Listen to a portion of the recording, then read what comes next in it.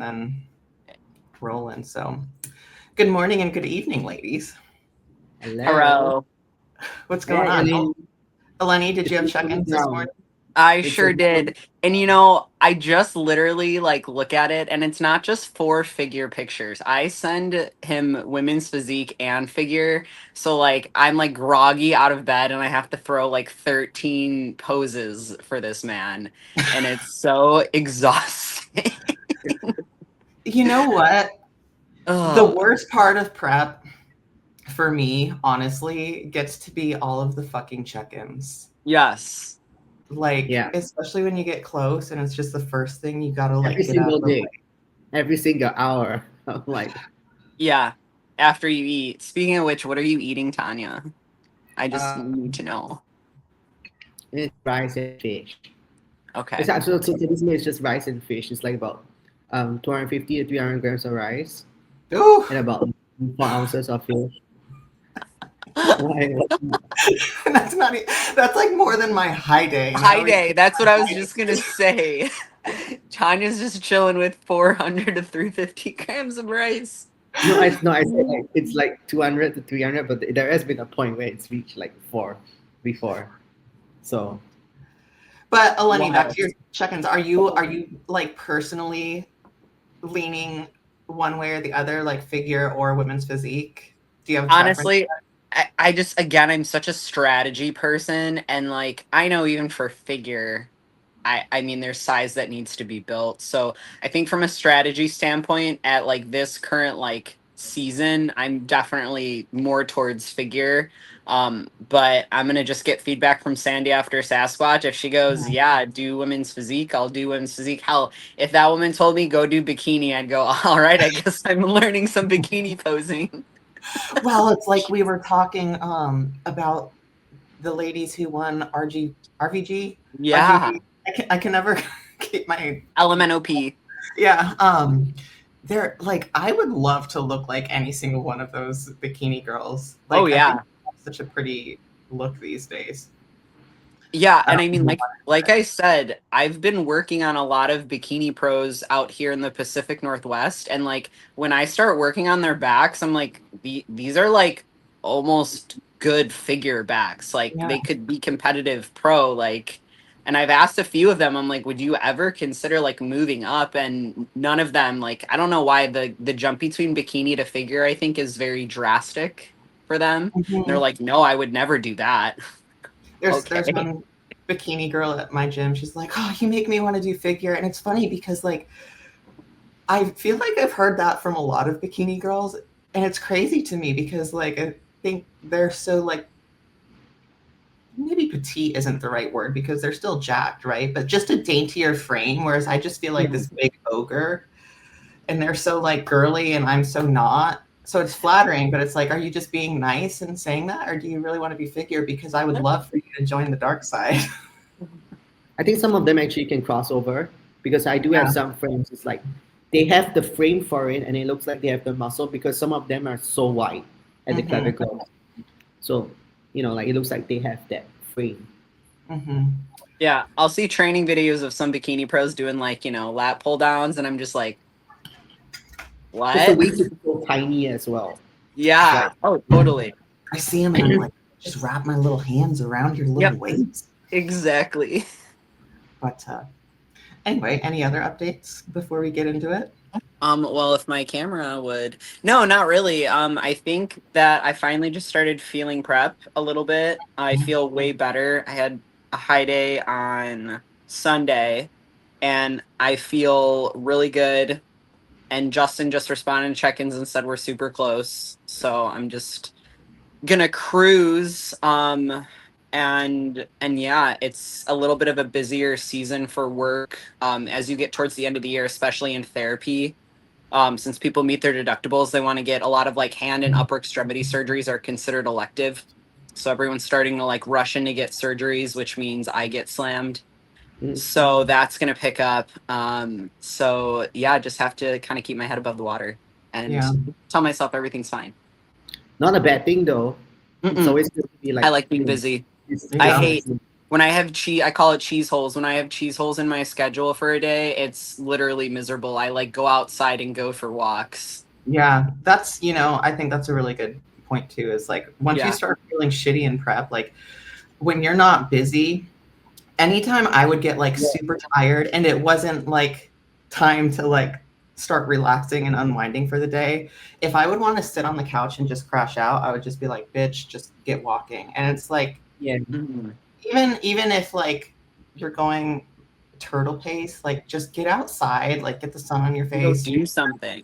move your feet a little bit, and you're probably going to find out you don't feel maybe quite as like you're dying as you think you are. It's kind of like when you've been sick. Tanya and I were talking about this because Yeah.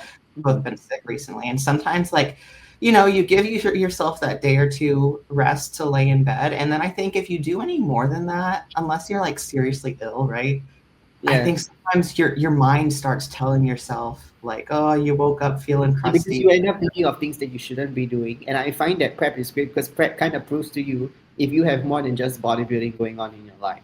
Oh, Yeah, totally. I yeah. mean, like Sunday, I honestly I felt awful Sunday and my friend had her birthday party and I looked at Morgan, I was like, do I really want to go? And she goes, Eleni, like, you will feel better the second that you're up out of bed. If you've been sitting, like, if I sit in bed too long, especially at this point in prep and I get up, I'm like dizzy. Like, I Mm-hmm. have to like go do stuff. And I mean, she's totally right. Like, we went and it just felt way better to get out. Mm-hmm. Sometimes I just find it's the going part. Like it's with myself, even when I'm like training a whole bunch of clients, I'm like, oh my God, I've got 8 people in one day. And it's like, that starting process and kind of like when you're mid session with the client, it's like you don't feel it. Yeah, Mm-hmm. I was having this talk with Morgan about like when you have all those appointments in a day because she does hair. Like I feel dread. Like when I have a full day of bodywork people, like I like love doing it and I love the people I work with, Yeah. but like it almost like I get anxious or like I feel like oh my god, if like do I really want to do this? And then like you're there and you're doing it and it's fine. Yeah. Yeah. Honestly, I'm even like that, like not in prep, like outside Yeah, of same. anything. If Yeah. I get home Yeah. from the gym and it's, I'll get home from the gym around 2 o'clock, like for a while, I would like sit on my couch and eat my meal. And then Mhm. I would just not want to move. It would be so hard to Yeah, get back to work. So it's like I've learned like I get my meal, I sit back at my desk because it's like yeah, I know you me. get I love to couch rot with a book. So it's like if I sit there, I'll convince myself that I'm tired enough to just Yeah. couch rot the rest of the day. yeah. And I mean, I think for you, Jess, working remote, like it is truly such a luxury, but that's where it's kind of a double-edged sword. Like you have it like it's your work like you're working when you're working, but like you get to just do it in the comfort of your own home. So there's so many environmental cues for you to like rest and turn your brain off and you have to Yeah. be able to like you're at your desk and you have to lock in. Hmm. Yeah. And I know a lot of people struggle with that. Fortunately, Yeah. I've always been that kid who's like afraid to get in trouble. So I stay on my shit because I'm the only one like I am the department. So it's Yeah. like if I fuck off, I'm only fucking myself. So But, Yeah. but honestly, I do feel like what we're based on what we're talking about, like how the longer you sit around, Hmm. the more tired you feel. Just Oh yeah. the inactivity, right? So it just makes me think about like, is this why like in our current day and age, it's so hard to just get people to be active? Because I Yeah. find that's why you hear is this is not body shaming people, right? Like we're talking about like actual overweight people that don't yeah, want to move because yeah, because the weight makes them like so grounded. They're just like sitting around the Yeah. whole day. It's like it's so hard to get them to move because just tired sitting Yeah. around. Oh yeah. Yeah, it reinforces that. and you know Well, and what? Those people. Go ahead, Eleni. it's the cliche of just like getting up and doing it, and I mean, it's a cliche, but it's true, but it is truly hard. And So that's basically what I was going to say because I yeah. was going to say those people if they would simply like start incorporating like 10K steps, I think is an ideal goal. But if they just Mhm. told themselves, okay, I'm going to start at 7K and just started there, like they would already probably start seeing results. Because I was thinking about this the other day. because people tell me I get a lot of steps because when I'm in the gym, I'm just always like getting steps, like walking around in sets and stuff. And I only get 10K steps, which isn't a lot, but when you have a desk job, like Yeah, that is a lot for you. You have to like, be aware of getting all those steps, you know? Yeah, Tanya, on an an 8 client day, how many steps are you usually knocking out? It's like easily by 12, you can already hit like 10. Oh, Yeah. easy. Yeah, I was gonna say without a doubt. Yeah. Do you do any extra cardio in your off season right now? Just like 4 times a week, like 20 minutes. Yeah. Just yeah. But I find that it's usually like in countries like yourselves where steps actually make a bit more of a difference.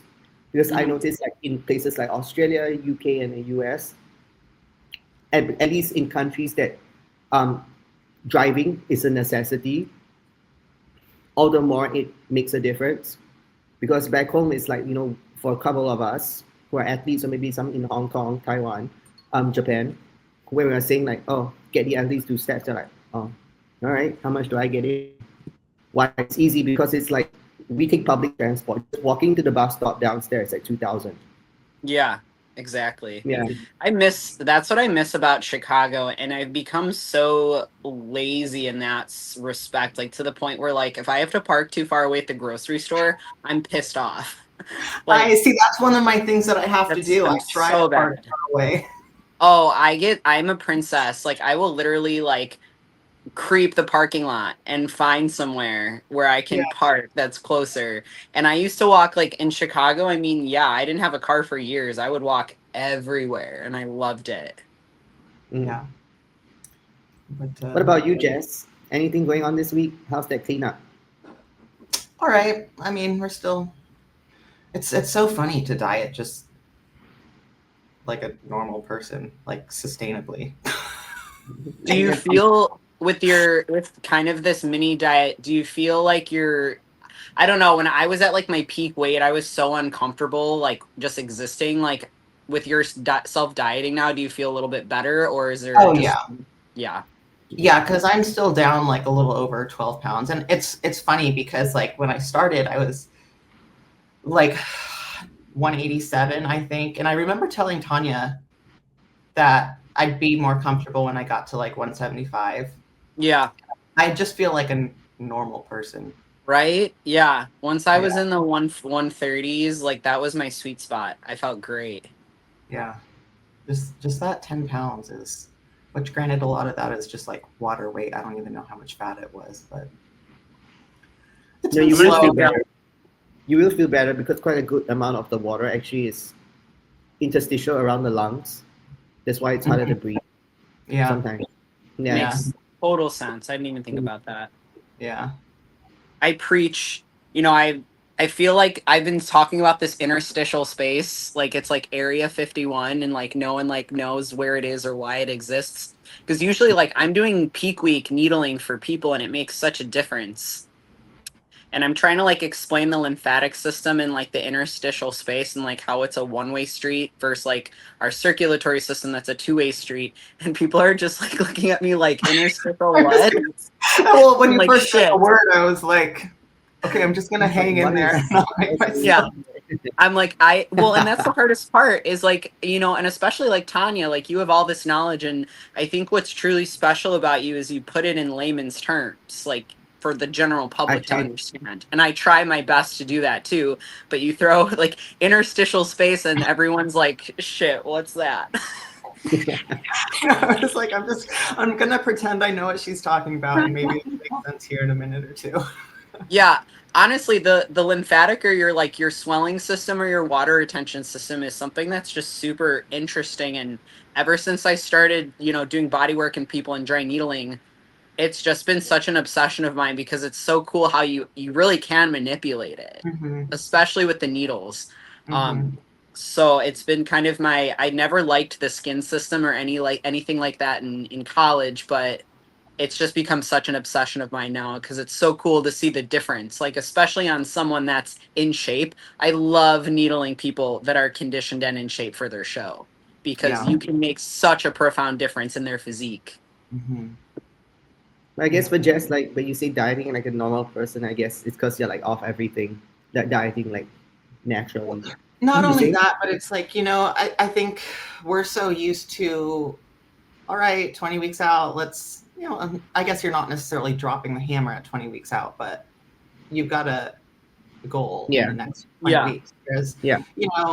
I don't think it's smart to go straight from a push phase to a severe deficit, because it's like that. I always say that muscle needs time to like marinate, you Yeah. just kind of Mhm. need to keep wearing your little muscle suit around Yeah.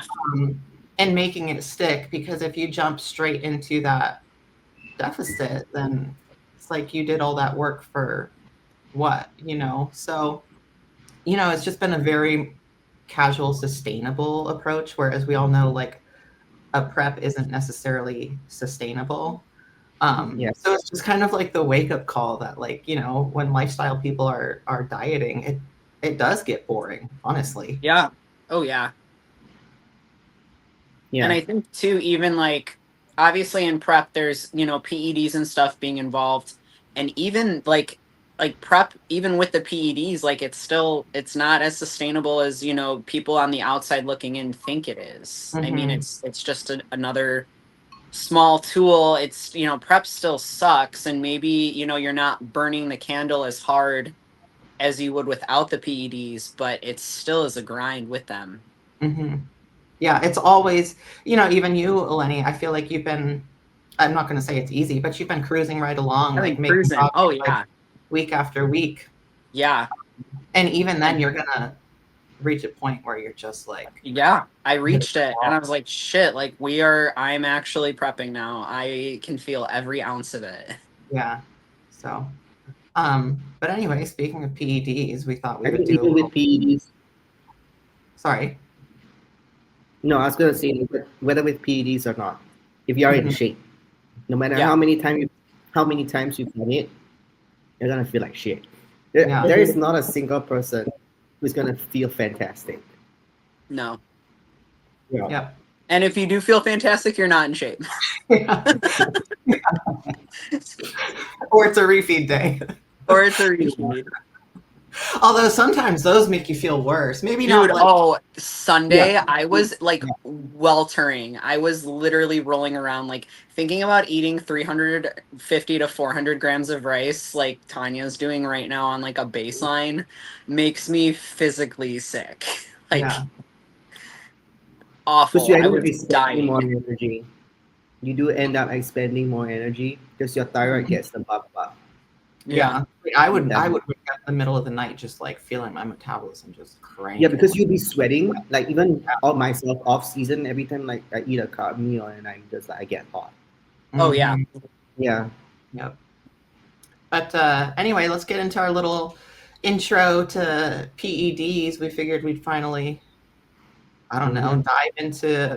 We're gonna call this the intro to PEDs, just kind of like, maybe personally what we each considered, things other people should consider, side effects we've encountered if we're comfortable. And one thing that like Eleni and I've kind of mentioned before is I think there's kind of this stigma like, oh, women don't talk about PEDs as much. They're hiding it. And it's like, I don't think any woman who is on PEDs is necessarily trying to hide it.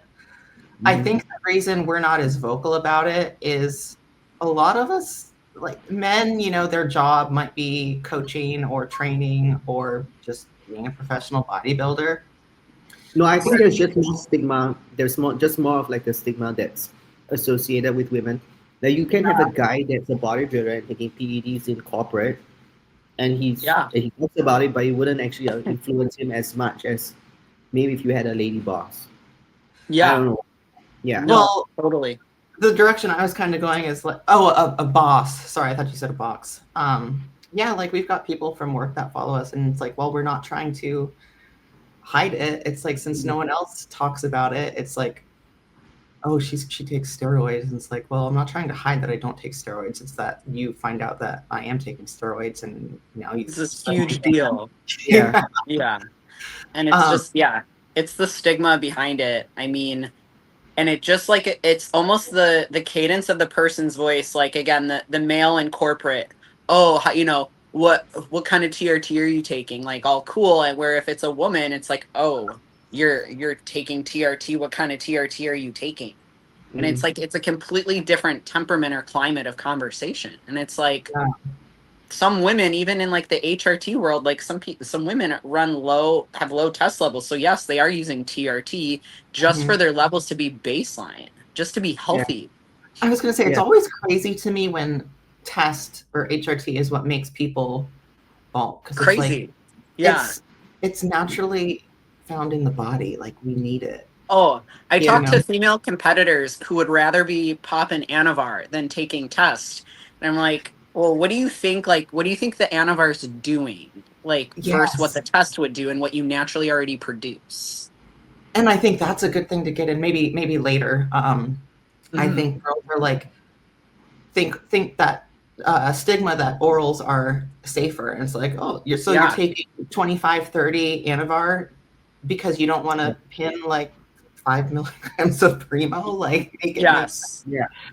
Um, Well, I but think I in think, general because like needles just have a bad yeah, Mhm. again association. and I think another thing that makes us a little reserved is it's very frustrating when, it might come out like, oh yeah, I use PEDs, and it's like, oh, so you cheat. And it's like, I'll give you my exact same cycle. Yeah.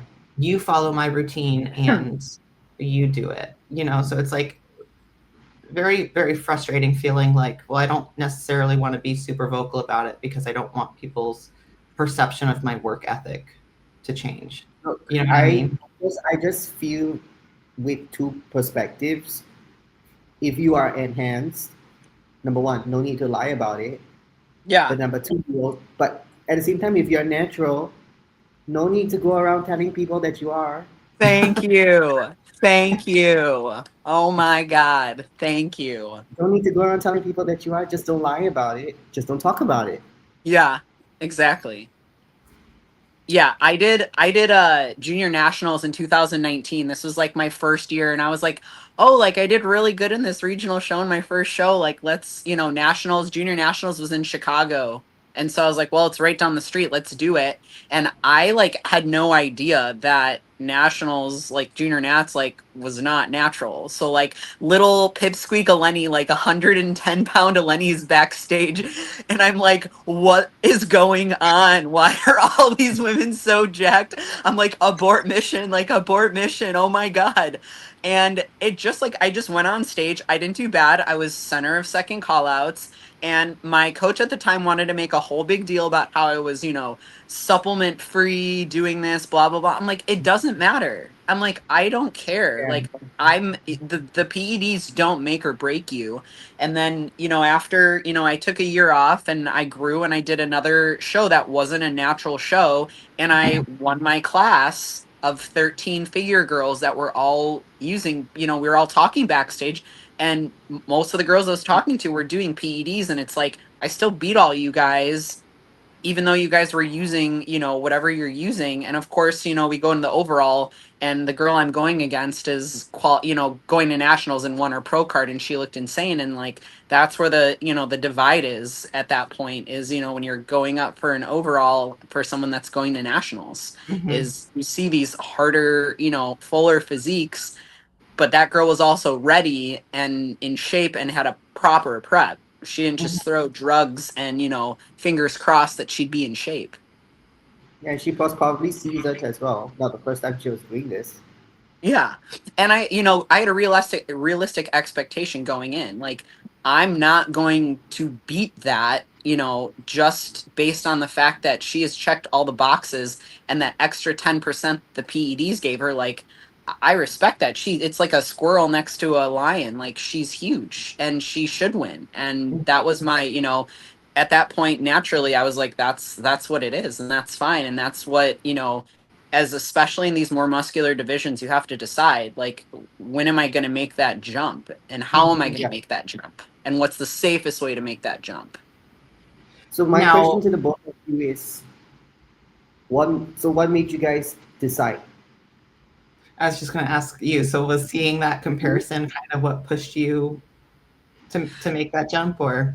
Well, I had a coach who after the show, because this happened twice to me, where I did a show, I won my class, I looked great, but like the girl just, she was going to national, she got her pro card, like I lost to a girl who was going pro, and I did another show a year later, and the same exact thing happened. And literally immediately after I got off stage, the coach I was using was literally starting to throw like, oh, well, you know, we'll do Anavar, Winstrol, like throwing all of these like things at me, and I'm like, whoa, I like, I didn't say anything about wanting to start this. Like, I'm not sure, I'm not comfortable. And it continued to be pushed. And so I told myself, if I want to be successful in bodybuilding and I want to stay a figure athlete, like let's look at me and my personality. I'm not even in bikini now. You see, a lot of these girls are not natural. But if I want to stay successful and I want to be a pro, I'm going to have to consider crossing over at some point. But my biggest deciding factor was having someone I trusted. Like, dude, I Yeah. just got off stage and this guy like wanted to throw 4 different compounds at me, like, or Mm-hmm. talk about what we're going to introduce. Like, so my biggest deciding factor was finding a coach that I trusted that would comfortably introduce stuff to me and educate me as to what we're using and why we're using it, and do like a simple thing like ask for blood work, you know, Mm-hmm. something that's a little important. Mm-hmm. So that was my deciding factor. What about you guys? Real quick, how old were you at that time? I was, oh yeah, that's important. I was 29, 20. Yeah, I was 29. So I haven't, like, I'm 32. Mm-hmm. So, I mean, I waited a really long time. I've been lifting since, you know, I was 10 years old. Obviously, Mm-hmm. the type of lifting changed from sports specific training to bodybuilding once I hit, you know, 21, 22 when I was done with college ball. But I had been at it and I had been consistent with nutrition. I mean, I don't think I gave myself a day off of eating besides like one day after the show from the time I started bodybuilding in 2000, you know, November of 2018. Like I've been on top of my shit since then. Mm-hmm. I have a little different story just because I feel like most people I would recommend having like a longer time like living the bodybuilding lifestyle than I did. But I did get into this a lot older than most people. So I was kind of like ping-ponging back and forth my whole life between doing like the horse thing and having like a real job thing. And when I did the horse thing, I wasn't doing so much bodybuilding because like you just don't have a lot left. And when I would do the actual work thing, I would do like the bodybuilding thing. Well, more like I loved going to the gym and training. I wasn't like a bodybuilder, right? So then when I finally got out of horses and started doing the real job, in like 2017 is when I started sort of doing my own thing, training in the gym. And I just love to train. Like I loved watching all the Dana and Bailey videos. I loved watching all the John Meadows videos. So I always kind of like emulated those training styles, but I didn't sign on with a coach until like the end of 2019. And then that's when I started following like, you know, the meal plan he laid out, still natty at that time. I didn't think I wanted to compete even until I was with him for maybe 2 years. And I'm trying to remember the trajectory, but I think I was with him for 2 years. And then I was finally like, hey, you know, do you think maybe I could do a show next year? And we said yes. And then somehow I brought up like, I think I might want to take this more seriously. Is it realistic to assume I could do this naturally, or should we start incorporating some low dose PEDs? So I did my first show with a little bit of Anavar. How's that? Um, no dosing. And yeah, so I was probably, if it was 2021 was my first show, so I would have been 31. Um, so I didn't quite have the bodybuilding history that I would recommend most girls stick to, but Mhm. I was old enough, I felt, to make that decision for myself. Like I knew I wasn't going to be trying to have like any kids ever. Um, so I just felt safe, just kind of like easing into it and just seeing what happened, you know, before we did anything further. And to Eleni's point, I was very fortunate, I think, to have a coach, not a boyfriend, Also important. who like the first thing he said when I brought it up was like, yep, the first thing we'll do is pull labs. So if you don't have the money for a good coach, you need to stay natural for a while. Don't use your boyfriend. Because risk it. you should be investing in all of the health supplements for like heart health, kidney, liver, Yeah, all of that, totally. whether you're natural or enhanced, and that costs a lot of money. You're going to be paying $300 to $400 for labs every 4 to 6 months. You're going to be paying $300 to $500 for your coach every month. So it's like, before you jump into it, like make sure you realize like this. Yeah. You need to be wanting to probably take it further than just looking good in your gym. Mm-hmm. Well, and like I feel like a lot of the younger competitors here locally who's have intelligent coaches that say no, we're waiting. You're literally like 22 years old. Yeah. Especially for the women. They'll tell me they're like it almost feels like I'm being gate kept or like, I'm too young for this or I'm like, yeah, you are too young for this. You're like you're still developing like Yeah. I'm not going to tell you what to do, but on like a fiscal, like educational standpoint of just you developing as a person and an adult, you don't need this right now. And Mhm. it's not me telling you can go do whatever you want. I'm not your coach. If you want to go against your coach and do what your boyfriend's telling you to do, go ahead. But the first thing I was asked, do you want kids? And they're like, yeah. And I'm like, then doing this right now makes no sense for you. There are some, if you've been training a while, fine, maybe. But even then, there's just no point while your hormones are still at, peak, there's no reason to go for it. And they're like, And well, it feels like someone's telling me what to do because they care about you.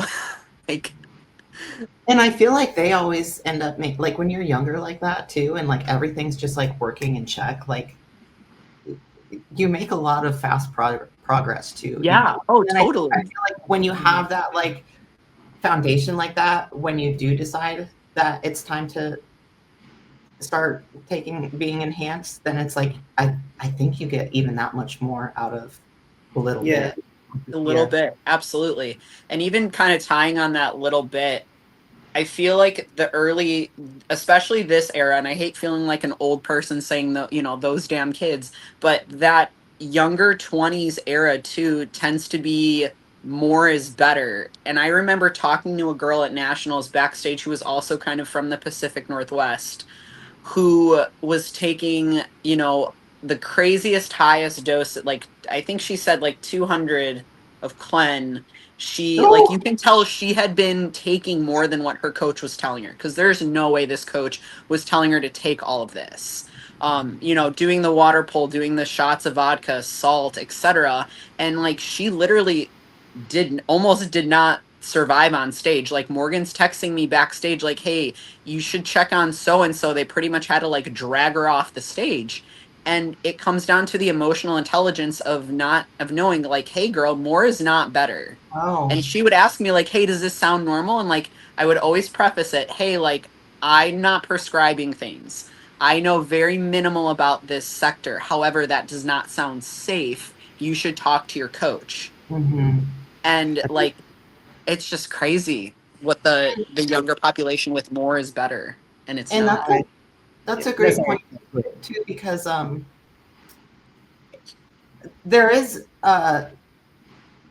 it's dependent on us to do our own research as well. Yeah. So like before I decided to bring it up to my coach, like I was someone who was like I was always like listening to all the podcasts I could. And mind you, back then like women weren't really talking about anything, but like I was familiar enough with like the compounds that I could kind of like do my own research and stuff. But do your own research, like ask other girls, listen to the podcasts and stuff. Like don't just see how these pros look on stage and think like whatever they're doing, I'm going to do it, because like you're still skirting the fact that like these ladies that are winning in the pro shows, like they've probably got 10, 15 years experience behind them. And I Mhm. think this is something that I really bring up, like I bring up like a very like reality kind of thing. It's easy to look at someone's cycle and think like, okay, I can follow this dose, this compound, and this one, but I I don't speak for everyone, but let me break it for a lot of people. Harsh reality here. A lot of the top ones up there, genetically they can get away with less, and they can also tolerate a lot at the same Mm-hmm. time. Mhm. Mm-hmm. And that's a So big so thing. it makes a huge difference. Yeah. Being a yeah, it's a huge difference out there. And I think that when like when Ellen, like Ellen, you was sharing about like the girl who thought like, or like the younger people who think like more is better. I just think like just something that people just need to consider, that anything when it comes to science or just life for that matter, people just need to stop thinking in absolutes like black or white, because Mhm. you need to think about it in terms of um like being in terms of like possibilities, like for example, even if I'm talking about about like the thyroid, or I'm talking about how like Eleni, you're in a caloric deficit, it doesn't mean now that you're not anabolic at the same time. Like anabolism and catabolism happen at the same time. So that's what I'm saying. It doesn't mean take something that equals doing this. You need to understand physiology. You need to understand like how this thing works from a chemical standpoint. Sorry, still got a bit of like remnants from the food. And then how it comes down into like just working with the body from pharmacodynamics, pharmacokinetics, all that kind of stuff, into like breaking down the genes and everything. So it's good that you can find out these things, and even if you don't find out in depth, that's fine. You just gotta know like what's the female human body, because I bet a lot of girls don't even know what the female human body is. Mm-hmm. What makes a girl different from a guy? Yeah. Mm-hmm. And I think you bring up a great point, Tanya, of like, you can't just Google, first cycle for women. Like, Mm-mm. I'm a 130-pound female. What should I be Yeah, taking? Yeah. Because you could have three 130-pound females in front of you, and they all virilize different. They all tolerate it differently. yeah, Like, you don't just need a coach that like has given a cycle out. You need a coach who understands like you said, the pharmacokinetics, the yeah, yeah, yeah. thermodynamics of your body, like you as a bodybuilder. Like, it's just crazy sometimes, these girls that start with new coaches and the first thing the coach does is want to put them on a cycle. Like, homie, you haven't even like taken this chick through any growth phase, any cut. Like, you don't know her body, and you're just like throwing a cycle at her. You also need a coach that you're comfortable communicating with too. Like, Yes, that because too. you need to Oh be my God, you need to yes. be comfortable, like, yo, my legs are hairier than a man's. Like, is this an issue? So whether you're seeing any side effects that you're uncomfortable with, even if you just have basic questions about the compound, like, you need to be comfortable communicating what you're seeing. Yeah. And a good I coach is going to listen to that. If your coach says, oh, that's normal, that's fine, and it's something you're uncomfortable yeah. with, GTFO. I talked to a girl who showed me her labs. Her test levels were 500, and her coach told her that was fine. No. I was like, Wow. "Hey, listen, I do not Wait, give wait, unsolicited I just want to advice." clarify on this one. Was she on a cycle at that point? She was on a cycle, and Okay, she so hadn't here's the thing. injected in a couple days. So here's the thing that's problematic when you take testosterone as a whole, because even if she was on primo or Mhm. whatever, if she's not doing testosterone with LCMS, just for everyone to also know, if you are not testing testosterone with LCMS, a lot of things like your primo, your EQ, your whatever can show up under the test. So that's potentially why her testosterone is high. Was Oh, okay. spiked. But Yeah. like, so yeah, but her coach, like that, I mean, I guess from that standpoint, true. But it's the fact that her coach could have explained that to her. Granted, I don't think her coach knew that, in all honesty, to say, hey, it's probably because of this, Yeah, I but don't think let's so. keep an I eye on honestly it. don't think a lot of people know. Yeah, Exactly. So the fact, like, if it were you with your client, Tanya, you would say, hey, like, you know, it's most likely because of what you just explained. Like, hey, let's either pull labs when, you know, when we're not on a cycle, or let's, you know, do it strategically different. Where this guy was like, oh, yeah, that's normal. What? That's normal? He To be just, able like, it to was very actually gaslighty. Yeah, you need, and speaking of gaslighting, it's like it works. The communication bit works both ways. Like if Yeah. your coach is just blowing off any of your concerns, then it's not it. But before we get too carried away, Tanya, what were some of your considerations? I think Eleni and I have both. Yeah. Okay, so mine is a bit longer of a story and a very different story that's compared to most. Just for one, I shared this with Jess and like comes out my friends knew.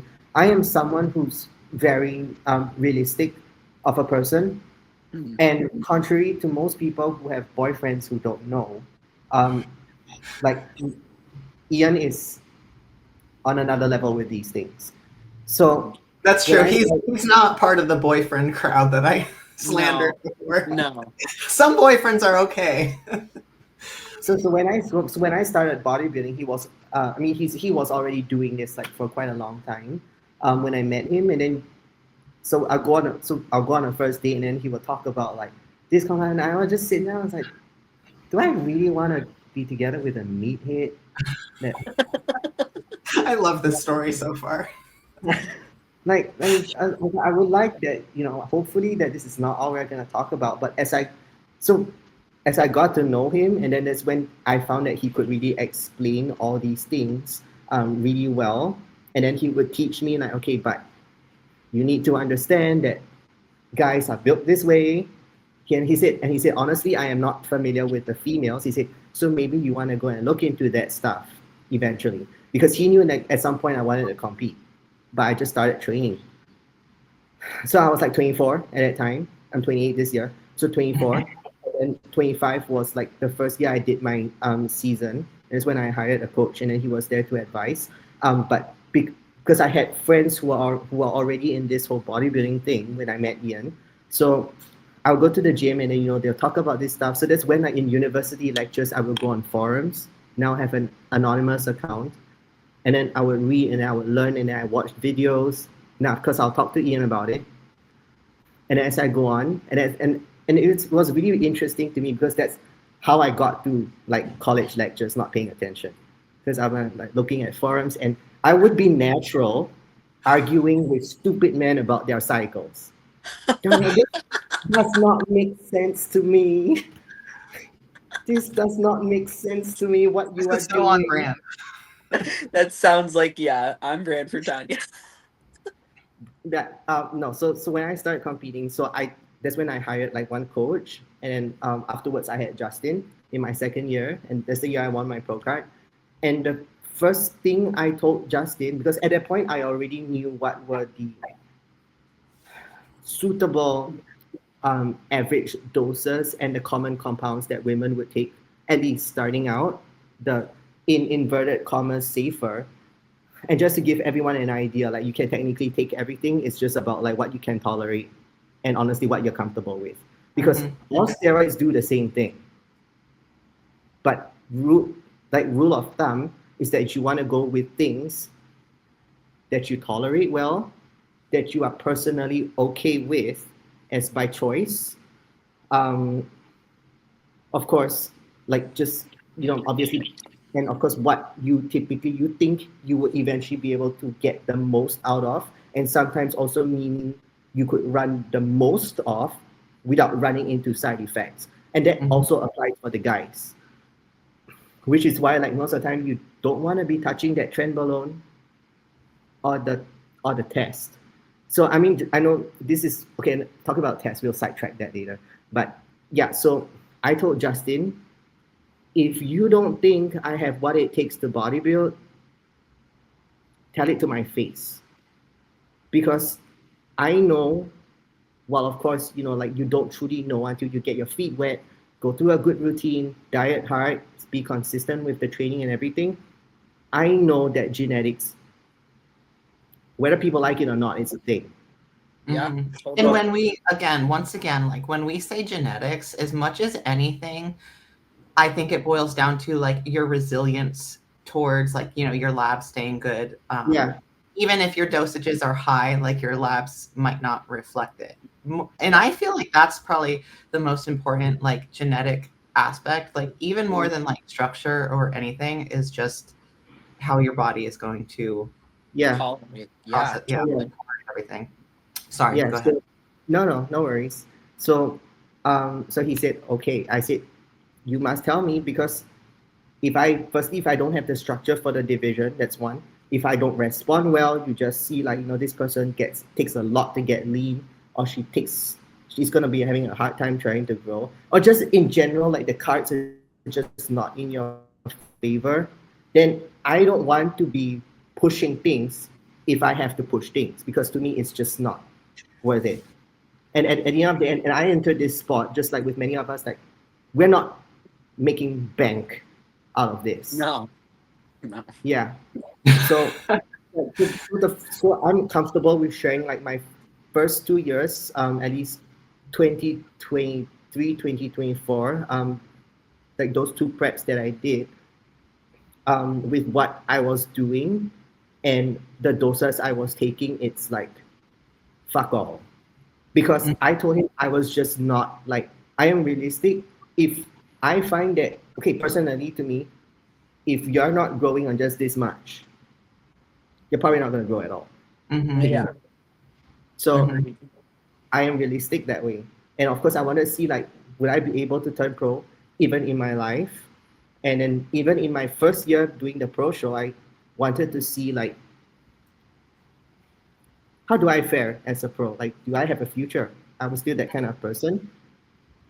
And that's also probably why, like, at least personally for me, like this year's off season is a lot faster than previous. Not saying because I push stuff. I did not push stuff, but it's more of like, okay, I was kind of like more inclined to move towards averages Mhm. and just like sprinkling in the peptide.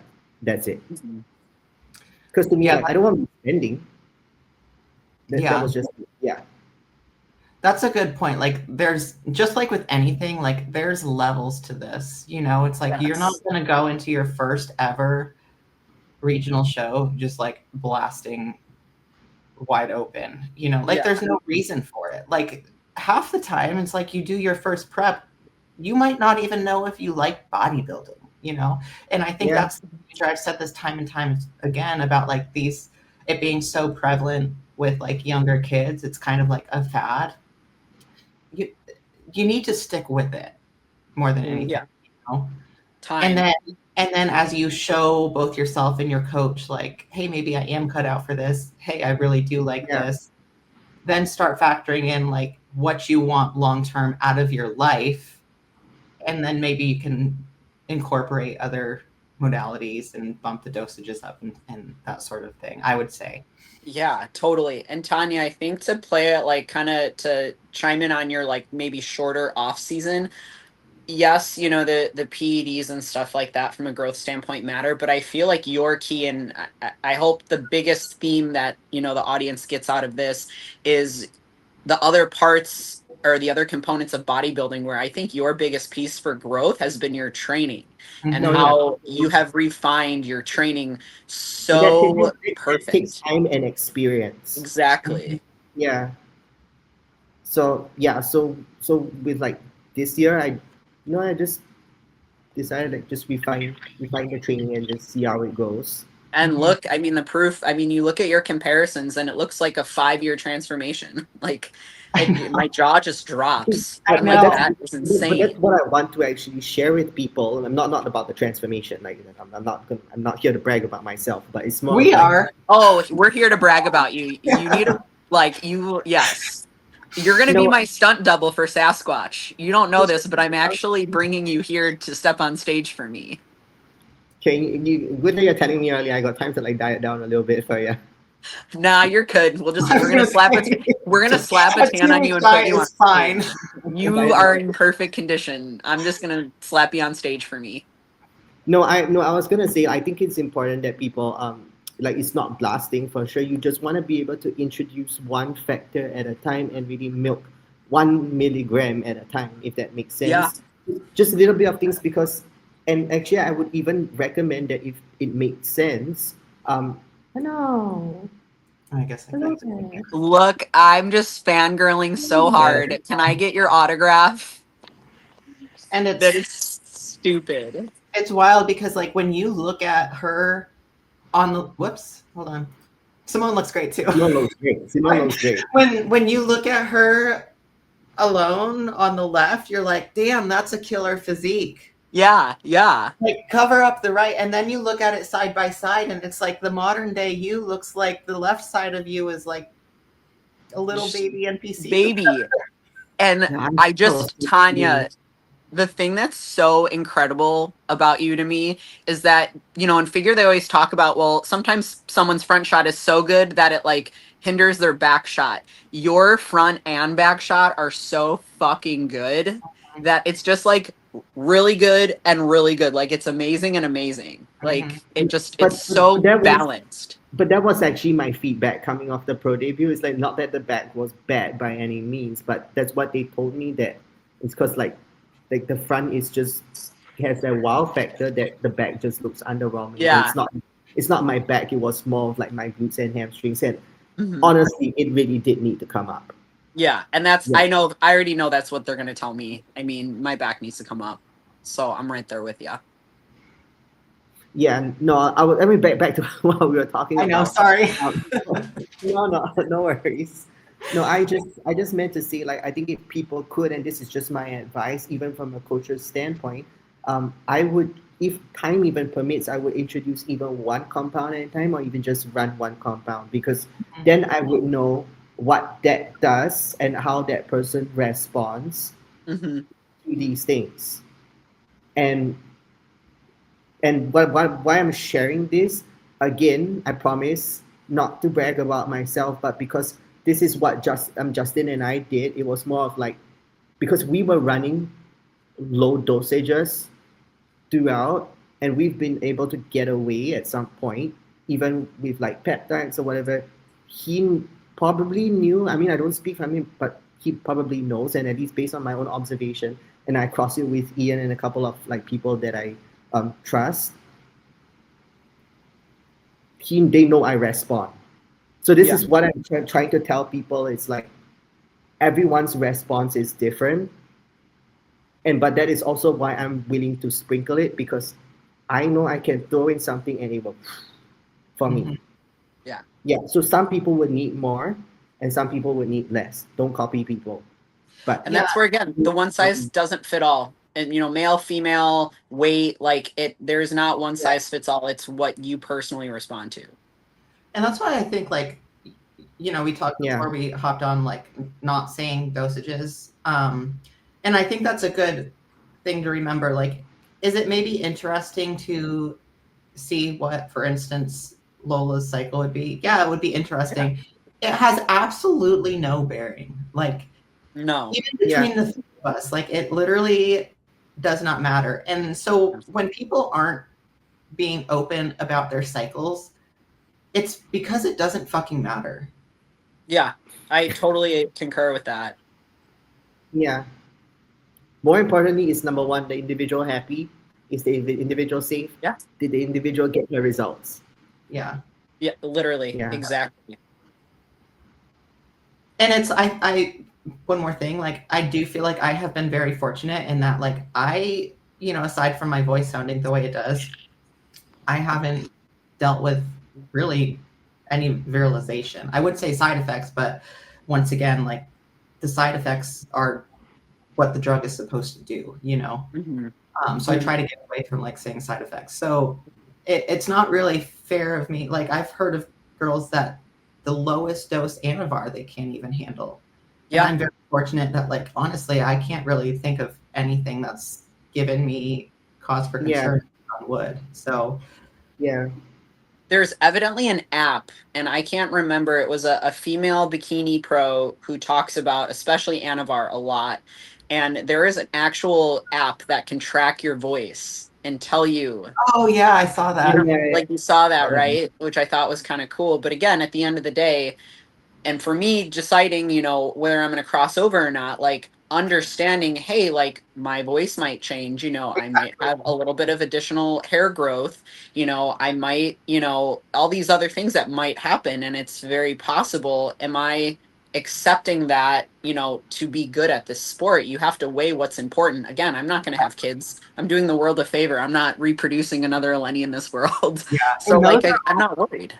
and those are all things that, like, before you start anything, like, look, Google the list of side effects and see like what might happen, and if you're okay with that, then Yeah. you know, move forward. If you're not okay with that, then maybe just hold off a little while longer. But that's it also to cushion this a little bit. Like I'm always here to play devil's advocate with like different Mhm. perspectives. As much as side effects, it is a very real thing and definitely something to always prioritize for every single person. But at the same time, there are a lot of ways to manage it. Mm-hmm. And I think another side note or something important, like the three of us keep preaching about how we're not going to have kids. You can still like use PEDs intelligently and have children down the road. Yeah. Yeah. I think that too, like making sure that that's not like, oh, I'm having kids, I can't use PEDs. No, you can. They're just additional precautions that you and your coach need to continuously make, and you need to monitor as well. Yeah, Yeah, we're and not. I do want to bring up something else. Like when we talk about like they people are very quick to blame the drugs at the same time, but there's always context to these things why they end up in the place that they are. And I'm not saying that like there is a chance that on whatever they got the side effects specifically from that, um, but at this day and age, if you have the money to bodybuild and if you have a very good source and you trust your source, test, don't guess. Make sure your Yes, primo is really primo. Make sure your anavar is really especially anavar. nowadays. Yes, I think that's a Yeah, great point, Tanya. That's such a great point. Mm-hmm. If it's your first cycle and and you and at just some point, like I mean, and what yeah, I can understand that if you're first cycle. I mean, of course, if you're first cycle, please take extra precautions. And that's why I Mhm. say, like, for me, I was very lucky because when I got into this, like, Ian would double check and triple check and make sure every batch I got had some sort of HPLC test for myself. Because, like, even for the guys, it makes a world of a difference. Like, just being underdosed or the wrong compound, it screws up their ratios and they get the gyno side effects. Very Yep. easy for that there. And then for ladies, underdose, one thing. Overdose, not a good thing as well. Increase by 1 milligram, sometimes above your threshold, you're done for. So Mhm. that's also one thing because you got to look at the legitimacy of the compound and the consistency of um, how much per ml if it's an injectable, and of course if it's an oral, this is the part that digs my head deep. Like after you've done this like for so many years, especially people who have done this for years. Come on now, you would know if it's not Anavar. If you suddenly Yeah. holding a ton of water, it's probably D-ball. Yep. Mhm. Exactly.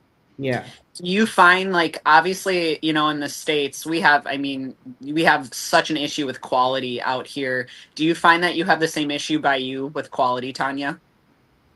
So this is the funny thing, like right now with like how all the DHTs or rather like the Primo being like short. Mhm. Um, the USA is actually the priority country to be the ones to actually receive the Primo Raws first because you Interesting. guys are the biggest consumer. So if Mhm. since Trump shut it down, like all the fentanyl stuff, China is not supplying the Raws anymore because the Primo Raws are used to make fentanyl as well.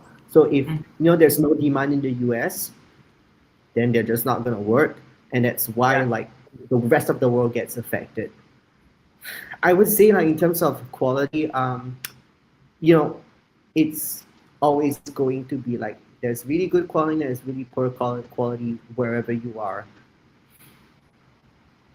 Yeah, you Makes just gotta sense. just make sure you look hard enough. Yeah. Did either of you use any SARMs or anything? I've never done sun. Me neither. I honestly, if someone were to ask me, I'd just be like, I'm gonna go with like what is documented, known, and has been like applied medically before like dabbling in some sort of SARM situation. Oh, for sure. I think if, and you know, this is totally kind of, I guess, coming out from left field a little bit. I think if you want a good chuckle when you're, you know, researching researching PED stuff or even like SARM stuff, go take to Reddit. Some of the Reddit files with like cycles will just make you jaw drop. Like, I I know. almost want to just like put some stuff up and look at Tanya's reaction. Reddit is like what not to do, Don't do this. but in some ways it's reassuring because it's like, oh shit, if they're that reckless, then I'm probably okay. Okay. Yeah. But I did want to touch on one more thing though. Like this is what Jess and I was talking about with Jess as well. Just to share with you, like Elaine, I would just always tell people like take so. Oh, sorry. Okay, was I lagging? Yeah, you're lagging. Okay, sorry. Yeah, no, I just take social media with grain of salt because you know, like you'll have people. I'm so sorry. I'm gonna change my hotspot. Oh, okay. I feel like we're on a.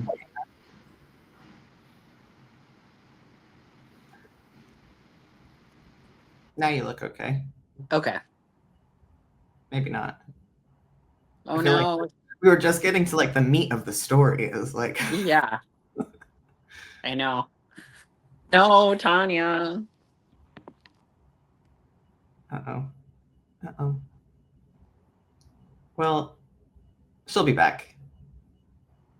You know, I honestly think you and I are so blessed. Oh, there she is. What's up?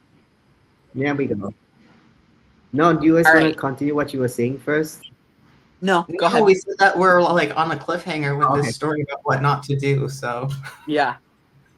Oh no, I was gonna say just don't you know whatever you see or like hear and you see on social media, just take it with a grain of salt because number one, as much as we say you don't want to blast to the moon and copy somebody else's cycle, but don't be naive and think that they just got there with 5 milligrams of NFR. Exactly. Because a lot of people freaking lie about their cycles. You know, and I know and I happen to know what the average dose of Primo is in amongst competitors. I will share it with you girls like afterwards when I was talking about MI Pro Show. But the narrative about like all of these ladies only being on 5 NFR just it blows my mind. It's not realistic. It's right. It's not realistic. The nose and the jaw lines, like you're like, there's no way in hell 5 milligrams of Anavar did that to your face, dude. Like, get out of here. It's just being like, you know, realistic to me that no matter how good your genetics, I just don't believe it's 5 milligrams of Anavar. Yeah. And like, again, okay, so is the fact that you're only taking 5 milligrams of Anavar supposed to impress me? Because it's not like, again, like you then genetically can just tolerate less. Like, that's nothing that you did. You are just existing and your body just tolerates less. Like, congratulations. That or it's like, okay, maybe that's what you're taking now for some reason. What did you used to take? Yes. It's like being in a health phase off everything. It's like what I was saying. Maybe for some people, they really need to downsize or they can't grow anymore. So they can just run maintenance dosages. But how did you get there? Yeah. Yeah. It's like when we're jokingly saying we're natty when we're in a health phase. It's like we're not necessarily natty. No. But I feel like that's a pretty good start to our first intro. Do we have anything else to touch on? I did want to, so North Americans. Oh, yeah, we got to talk about, well, and I think, honestly, I really want to touch on the fit model and bikini stuff that we were kind of talking about, or like starting to talk about, just a titch. Oh, God, I'm tired. Because I do agree. I don't think it should be a pro division. I just don't. Like, I'm all for being inclusive. Like, involve everybody. I love that there is this division for people to dip their toes in. However, on a professional level, at that point, I just don't think it should exist. Yeah, I can understand that. I understand. Like I'm sick of it being a headline. Like, I don't care enough, quite frankly. Like, I don't care enough to let it get me riled up. So, but going to North Americans, I think that they did make a statement with, Fit Model, because the girls were definitely a little tighter and more in shape than what we have seen in like regional shows or past, pro qualifiers. So I didn't I say she was just, a model. yeah, Right. exactly. Well, but actually, I don't. It's there's two ways to look at it because like Mhm. on one hand they bring in fit model because they want to cater to a crowd and the perspective that you gotta be pushing and taking stuff for women's divisions, and then we have another situation, right, Jess, or like you've seen it yourself, like when you see what was that thing again about the whole like that lady who was not willing to shave the beard off. Oh, Oh my God. Yeah. Yeah, yeah. So you see, you have situations like that Yes, that totally. kind of like push Deter fit. people away. mm-hmm. Yeah, Man, does anyone know what show they're doing? Florida maybe, and I think she's a she, not a they. I don't, I'd see again, and I'm in that, community, and I try so hard, I but know. like, it blows my mind because in off season, like, you present as a male, but then you shave because it sounds like, I guess the IFBB like revoked her pro card or like her doing a show until she shaved her beard. Yeah, yeah. Like, And and then what's they crazy allowed her is to. when it gets to that point, I just Yeah. yeah, when it gets to that point, it's a little bit crazy for from me. from our perspective, like every other short has a comment. Oh, just a couple dudes being bros. So it's like we already get enough hate for Yeah. looking like men the way we look. Yep. We don't need her representing what she wants to do in her personal life. If she wants to Totally. transition, I'm all for it. Yeah, Like I really don't care. Like good for her. I want her to be Yeah. happy. But Yeah. just the eyes that it casts on the division, I know it shouldn't be like a stereotypical thing, but it's like all it takes is like a couple people to see that and be like, see, they all just want to be a bunch of men. Exactly. And you know And what? If you are going through a transition, if you are, going female to male, there are plenty of talented trans athletes that I know in men's physique, men's class. Like she could do men's classic physique and not be bad. Like she could be competitive really in well. classic physique.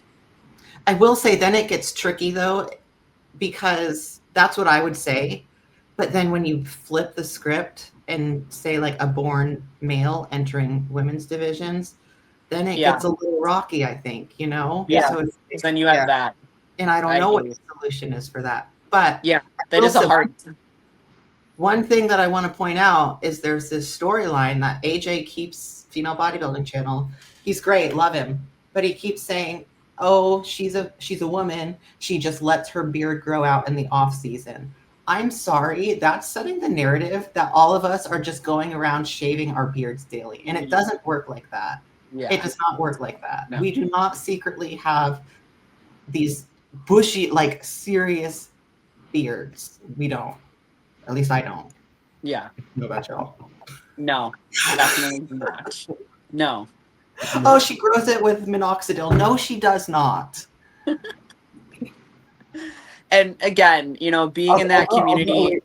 although minoxidil can speed it up though, but not Oh, to, interesting. Part of not me to that. wants to try and see what happens, but like, damn.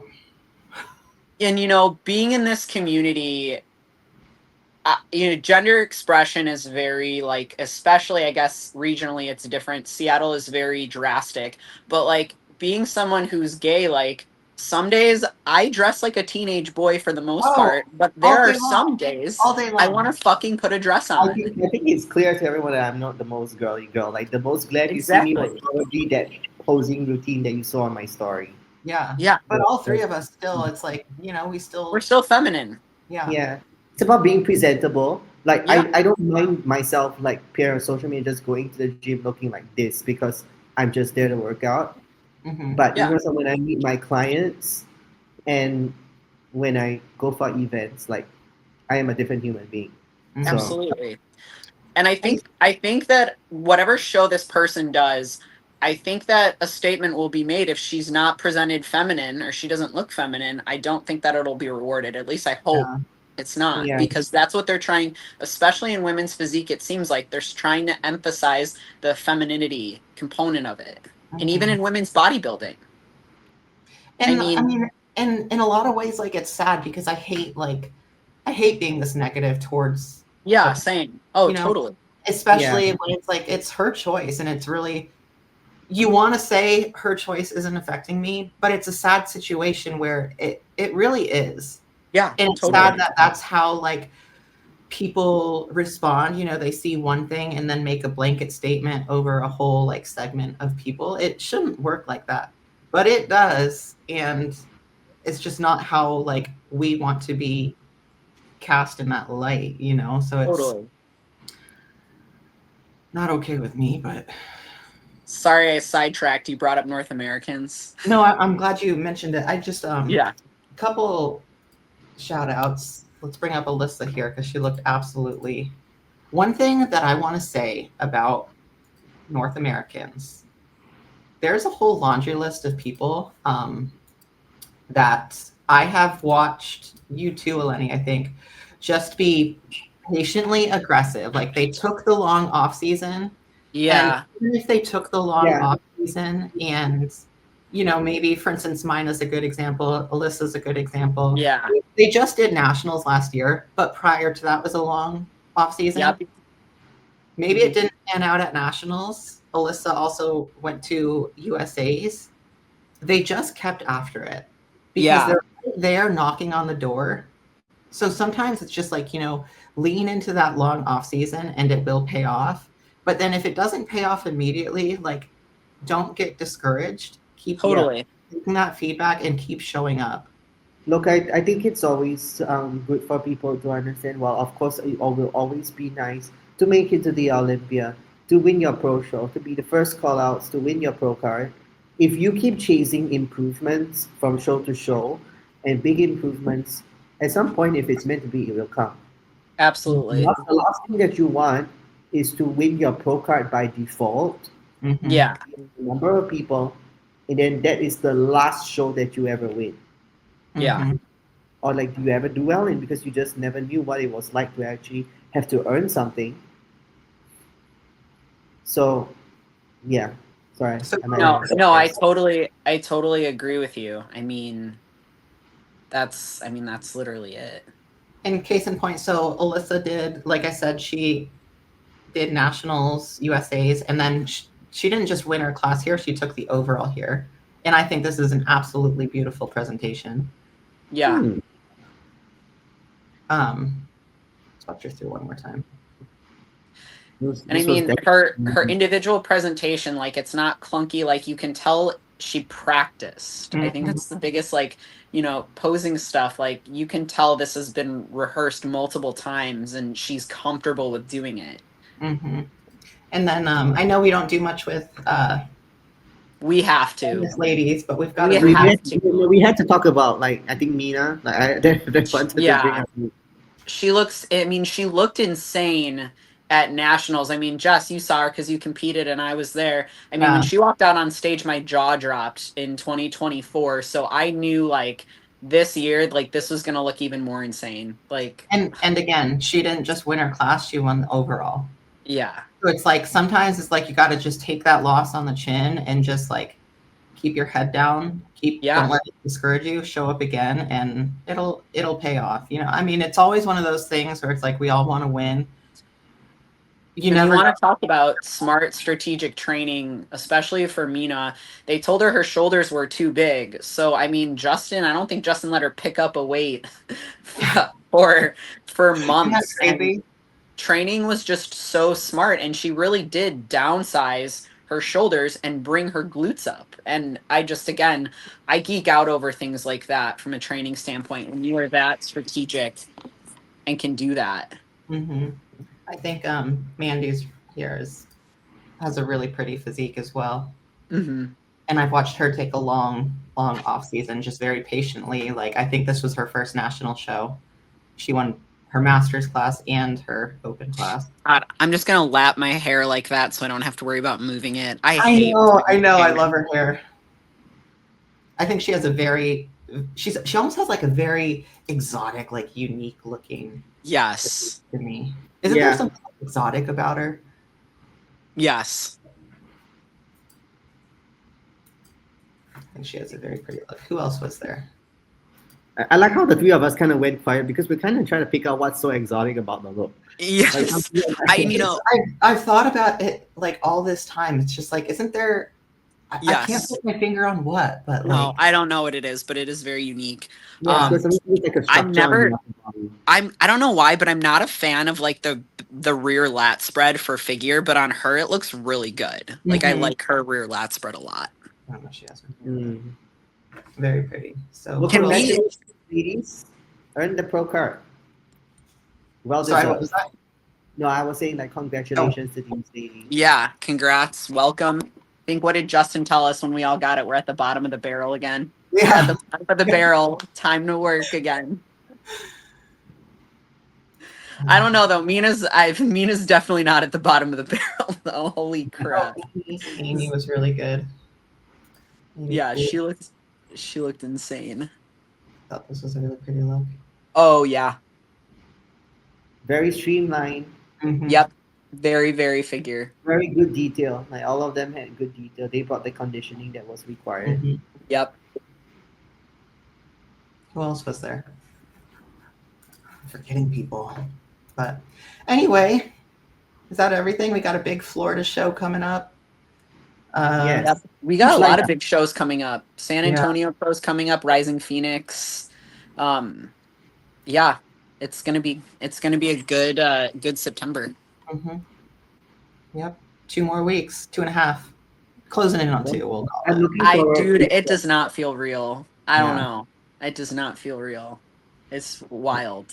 All right, just be prepared that we'll have to cover like LNE soon. Read me to filth.